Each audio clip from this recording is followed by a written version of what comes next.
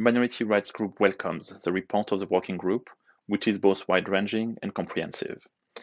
The structural racism faced by persons of African descent has led many Afro-descendant communities having to live in locations that are very vulnerable to the disastrous consequences of the climate crisis, for instance flooding, landslides, and coastal erosion. The legacy of slavery, segregation, and lack of investment in infrastructure mean that many Afro-descendant communities are disproportionately vulnerable to the increasingly severe impacts of extreme weather events, such as hurricanes. Deep-rooted inequalities mean that persons of African descent are among those least likely to have contributed to the climate crisis, while being most likely to suffer its many harmful effects.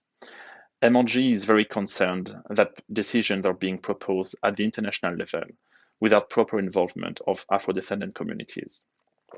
Governments and some conservation NGOs are currently pushing for the so-called 30 by 30 plan, which proposes to conserve 30% of the Earth's land and sea areas by 2030.